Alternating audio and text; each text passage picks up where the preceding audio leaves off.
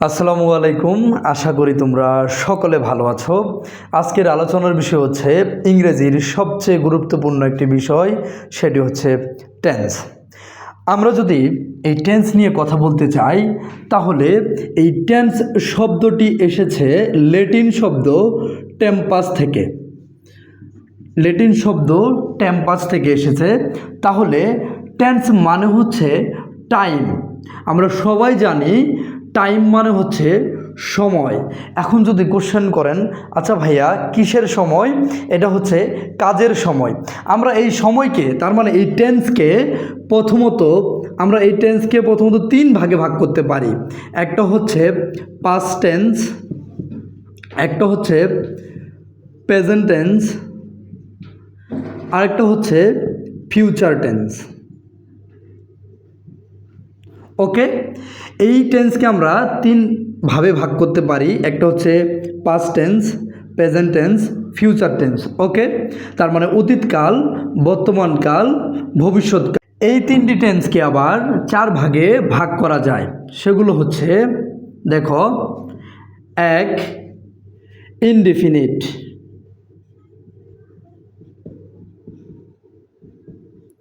দুই নাম্বার হচ্ছে continuous,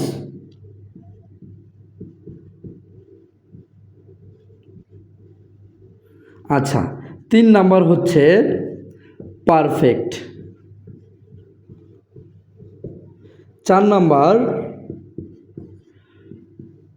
perfect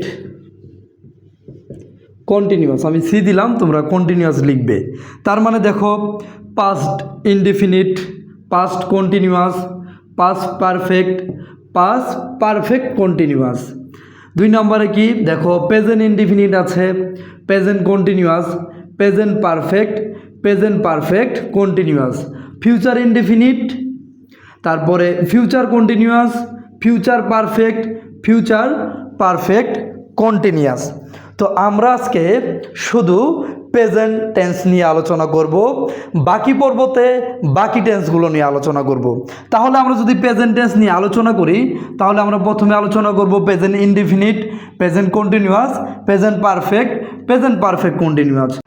তো আমরা এখন প্রেজেন্ট ইনডিফিনিট টেন্স নিয়ে কথা বলবো। চলো দেখি। প্রেজেন্ট ইনডিফিনিট টেন্সের স্ট্রাকচারটা আমরা আগে দেখি। সাবজেক্ট প্লাস ভার্ব, এর সাথে এস অথবা ইএস থাকতে পারে, প্লাস অবজেক্ট। তো এখন তুমি বলতে পারো, আচ্ছা ভাইয়া এস অথবা ইএস আমি কখন কোনটা ব্যবহার করব, অথবা কখন শুধু ভার্ব ব্যবহার করব? তো এটা নিয়ে আমি একটু পরেই কথা বলছি। তার আগে তুমি একটি বাংলা বাক্য দেখে কিভাবে চিনবা যে তার সাবজেক্ট কোথায় রয়েছে, তার ভার্ব কোথায় রয়েছে এবং তার অবজেক্ট কোথায় রয়েছে। তার আগে দেখো, আমি একটি বাক্য লিখি। ধরো, মাহবুব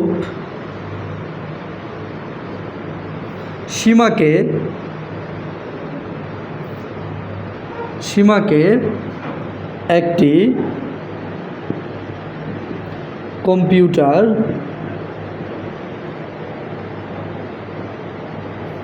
কম্পিউটার উপহার দেয়।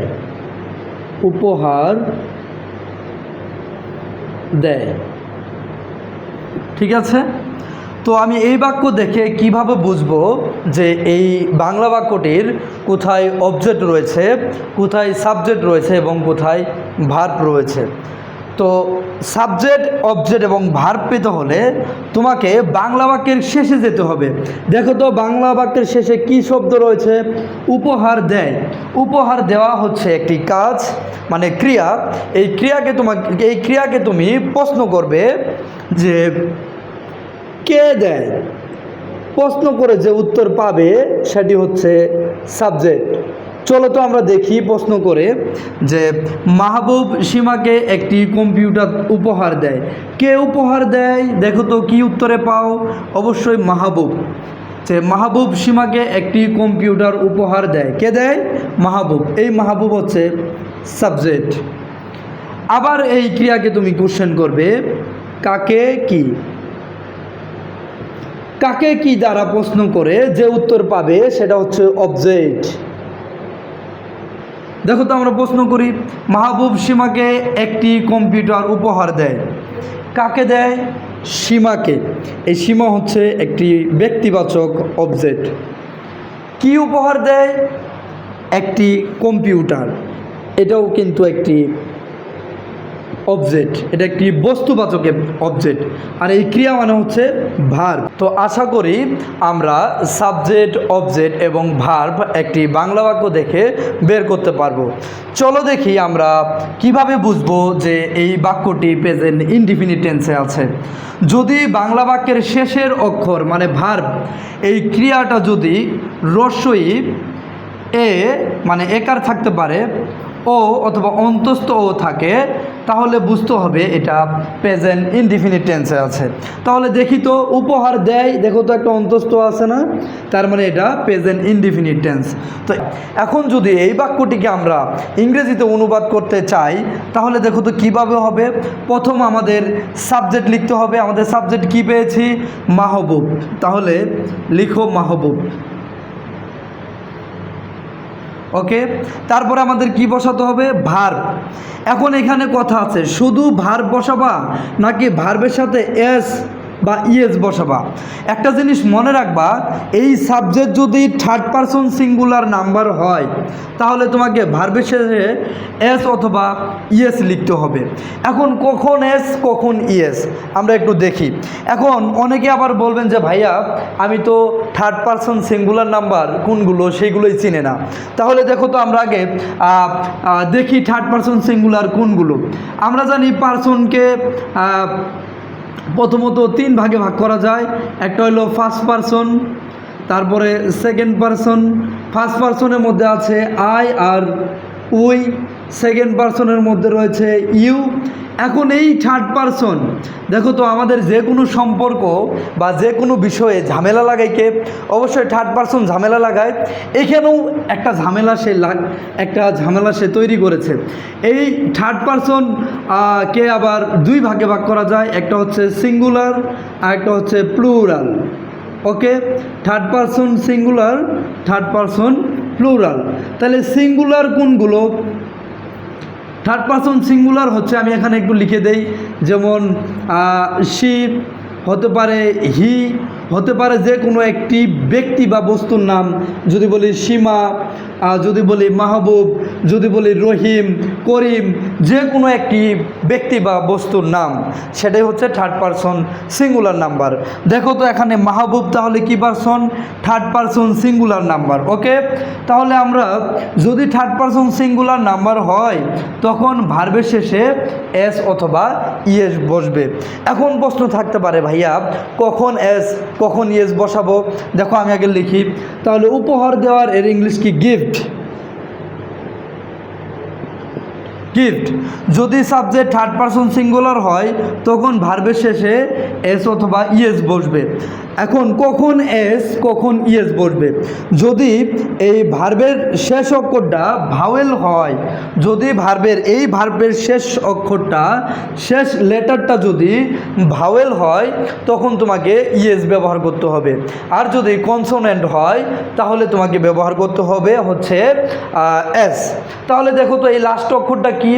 লাস্ট অক্ষরটা হচ্ছে একটা কনসোনেন্ট লেটার, সেই জন্য আমরা একটা এস বসাবো।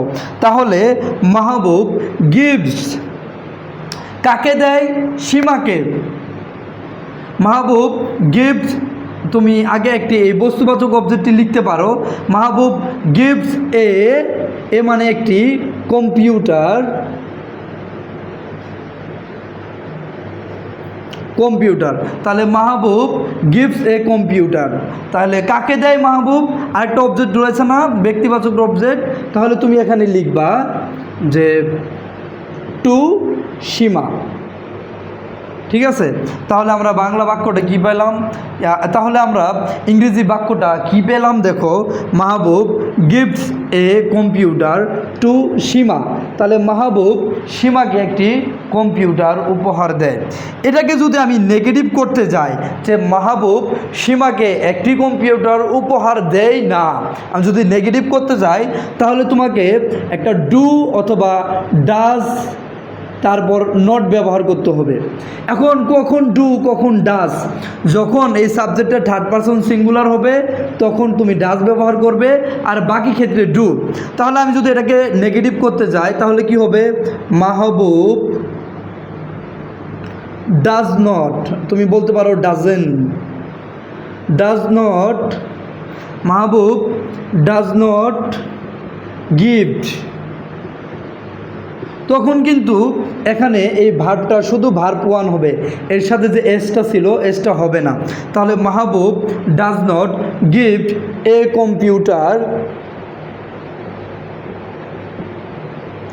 টু সীমা।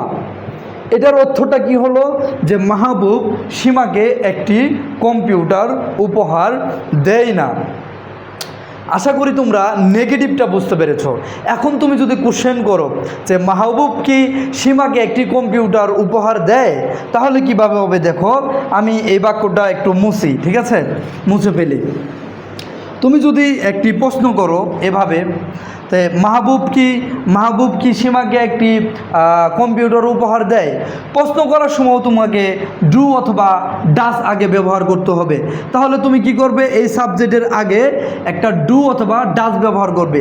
কখন কি ব্যবহার করবে, দেখো যদি থার্ড পারসন সিঙ্গুলার নাম্বার হয় তখন তুমি ডাস ব্যবহার করবে, আর বাকি ক্ষেত্রে ডু ব্যবহার করবে। দেখো আমি লিখলাম যে ডাস, তারপরে সাবজেক্ট তারপরে সেম যা আছে লিখে দিবে, মাহবুব give a computer to Sima. এটার বাংলা অর্থটা কি হলো, তুমি কাউকে কোশ্চেন করলে, প্রশ্ন করলে, মাহবুব কি সীমাকে একটি কম্পিউটার উপহার দেয়, আমরা প্রশ্ন করি না, তো প্রশ্ন করার সময় অক্সিলারি ভার্বটা সাবজেক্টের আগে চলে আসবে, ঠিক আছে। তো দেখো বলছো কি, ডাস মাহবুব গিফট এ কম্পিউটার টু সীমা। তাহলে মাহবুব কি সীমাকে একটি কম্পিউটার উপহার দেয়। তুমি যদি এটাকে বলে yes no question, auxiliary verb দ্বারা যদি কোশ্চেন শুরু হয় তাহলে সেটা বলে ইয়েস নো কোশ্চেন, তুমি এটাকে ইয়েস বা নো দিয়ে অ্যান্সার দিতে পারবে। তুমি যদি আরও বিস্তারিতভাবে তুমি এটাকে বলতে চাও যে মাহবুব কখন সীমাকে একটি কম্পিউটার উপহার দেয়, তখন এখানে লিখবে হোয়েন ডাস, মানে কখন, তখন এটা হবে ছোটো হাতের অক্ষর, when does Mahbub gift a computer to Sima, কখন সীমাকে একটি কম্পিউটার মাহবুব উপহার দেয়। অথবা দিতে পারো কোথায়, where does Mahbub gift a computer to Sima, কোথায় সীমাকে একটি কম্পিউটার উপহার দেয়। তারপরে আবার লিখতে পারো কেন, why does Mahbub gift a computer to Sima, কেন মাহবুব সীমাকে একটি কম্পিউটার উপহার দেয়, ঠিক আছে। তো আমরা যদি আরেকটা বাক্য লিখতে চাই তাহলে যদি বলি, দেখো আমি এটা মুছে দেই একটু। এখন আমি যদি বলি, দেখো যে তামিম বাজারে যায়, হ্যাঁ, কিছু বই কিনতে, এই বাক্যটাকে যদি আমি বলি, ঠিক আছে, দেখো তো মাহবুব বাজারে যায়, কাজটা কি মূলত, এই যে এখানে, তো বাজারে যায়, মাহবুব বাজারে যায়, তামিম বাজারে যায় কিছু বই কিনতে। দেখো তো যায়, কে যায়, তামিম, তাহলে আমরা লিখলাম তামিম কি পারসন, তামিম হচ্ছে থার্ড পারসন সিঙ্গুলার নাম্বার। তো এখন আমরা কি লিখব, সাবজেক্ট লেখা শেষ, ভার্বটা লিখব, ঠিক আছে। তাহলে ভার্ব কি গো। দেখো তো গো যদি আমি লিখি এই বাক্যটা কি ঠিক হবে, অবশ্যই না, এই বাক্যটি ভুল হবে। কারণ যদি থার্ড পারসন সিঙ্গুলার নাম্বার হয় তখন ভার্বের শেষে এস অথবা ইয়েস লিখতে হবে। দেখো তো এখন এস লিখবে নাকি ইয়েস লিখবে। যদি এই লাস্টের লেটারটা, এই ভার্বের লাস্টের লেটারটা যদি ভাওয়েল হয় তখন ইয়েস লিখতে হবে। তাহলে দেখো তো আমরা জানি ভাওয়েল কয়টি, 5টি। আমরা জানি vowel A, E, I O U, এই পাঁচটির যদি যে কোনো একটা থাকে এবং সাবজেক্ট যদি থার্ড পারসন সিঙ্গুলার নাম্বার হয়, তখন তোমাকে কি করতে হবে, তখন তোমাকে ভার্বের শেষে এস অথবা ইএস দিতে হবে। কখন এস? এই লাস্টের অক্ষরটা যদি কনসোনেন্ট থাকে তখন এস, আর যদি ভাওয়েল থাকে তখন ইএস। দেখো তো ও কি একটা ভাওয়েল না, এই যে ও, এই জন্য ইএস। তাহলে তামিম গোস টু, কোথায় যায়? বাজারে, market. Tamim goes to market, বাজারে যায়। কেন যায়? যদি প্রশ্ন আসে কিছু বই কিনতে, তে যদি থাকে কোনো ক্রিয়ার সাথে, উঠতে বসতে ঘুমাতে খেতে যেতে এরকম তে যদি থাকে, তাহলে টু প্লাস ভার্ব ওয়ান বসে। তাহলে Tamim goes to market, Tamim বাজারে যায়। কেন যায়? কিছু বই কিনতে, two buy some books. Okay, এখন এটাকে যদি আমি নেগেটিভ করতে চাই যে তামিম বাজারে যায় না, কিছু বই কিনতে তামিম বাজারে যায় না, এরকম যদি লিখতে চাই, তখন আমাকে কি করতে হবে? ডু অথবা ডাজ ব্যবহার করতে হবে। যেহেতু Tamim third person singular number, সেক্ষেত্রে আমাকে ডাজ ব্যবহার করতে হবে। তাহলে লিখতে হবে তামিম ডাজ নট, তখন আবার গোস থাকবে না, তখন আমরা এই এস কিন্তু এখানে ইএস কিন্তু এখানে দিয়েই দিয়েছি আগে, ঠিক আছে? তখন কি হবে? Tamim does not go to market, আর বাকি যা ছিল তা লিখে দিবে। তো তাহলে কি হবে? তামিম বাজারে যায় না, এরকম। তো নেগেটিভ বাক্য এটা। তো এখন আমি যদি এটাকে প্রশ্ন করি যে তামিম কি বাজারে যায় কিছু বই কিনতে, তাহলে তুমি কি করবে? এই ডু অথবা ডাস একটা ব্যবহার করবে। যদি থার্ড পারসন সিঙ্গুলার নাম্বার হয় তখন তুমি ডাস ব্যবহার করবে। তখন লিখো does Tamim go to market to buy some books. Okay, এখন তুমি যদি আরও বিস্তারিতভাবে জানতে চাও, তুমি কোশ্চেন করবে when does Tamim go to market, কখন তামিম বাজারে যায়, ঠিক আছে? আবার যদি বলো তামিম কেন বাজারে যায়, why does Tamim go to market, ঠিক আছে? কার সাথে বাজারে যায়, with whom does Tamim go to market. ঠিক আছে, আশা করি তোমরা বুঝতে পেরেছো। এটা তো দেখলাম যদি subject third person singular number হয় তাহলে ভার্বের শেষে এস অথবা ইএস বসে। কিন্তু ধরো আমার subject third person singular number নাই, তাহলে কি আছে? যদি বলি আমি বাজারে যাই, আমি কি দেখো তো থার্ড পারসন সিঙ্গুলার? অবশ্যই না। তাহলে আমি যদি বাজারে যাই তাহলে কি? আমি যদি বলি আমি বাজারে যাই, তাহলে আমি বাজারে যাই, ঠিক আছে? তাহলে কি হবে? আই গো টু মার্কেট, এইটুকুই বাক্য শেষ। আমি বাজারে যাই।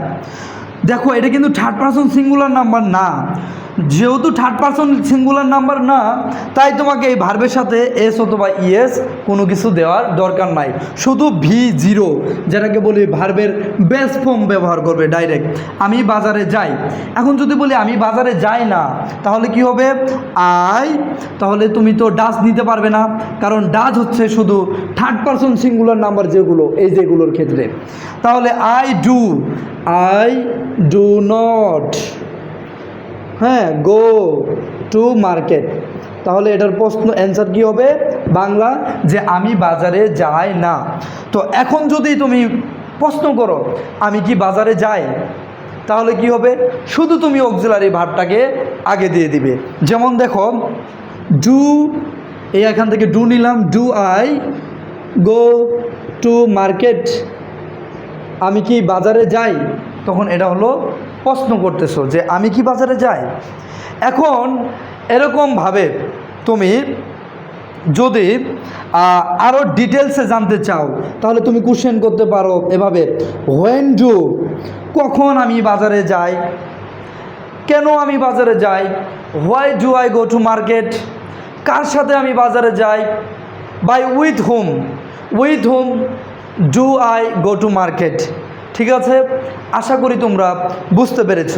তো এখান থেকে কি জানতে পারলাম, যে যদি এই সাবজেক্টটা থার্ড পারসন সিঙ্গুলার নাম্বার হয় তখন ভার্বের শেষে এস অথবা ইএস হবে। যদি ভাওয়েল থাকে, এই যে দেখো, যদি ভাওয়েল থাকে, ভাওয়েল কি এ, ই, আই ও ইউ যদি থাকে এবং সেই সাথে এই সাবজেক্টটা যদি থার্ড পারসন সিঙ্গুলার নাম্বার হয় তখন ভার্বের শেষে ইএস বসবে। আর যদি থার্ড পারসন সিঙ্গুলার নাম্বার এবং ভার্বের শেষে কনসোনেন্ট কোনগুলো, এই পাঁচটা, এই পাঁচটা ছাড়া বাকি যত লেটার আছে 26টার মধ্যে ইংরেজি সবগুলো হচ্ছে কনসোনেন্ট। কিছু কিছু আছে, দুইটা জিনিস আছে সেমি ভাওয়েল, সেক্ষেত্রে অন্য কথা। তাহলে দেখো, আশা করি এই জিনিসটা তোমরা আজকে বুঝতে পেরেছ। তারপরেও যদি তোমরা এই টেন্সটি না বুঝতে পারো অবশ্যই আমাদের কমেন্ট করে জানাবে। আমি ধারাবাহিকভাবে তোমাদের present continuous, present perfect continuous এবং পাস্ট এবং ফিউচার টেন্স নিয়ে কথা বলবো ইনশাআল্লাহ। ভালো থাকো সবাই।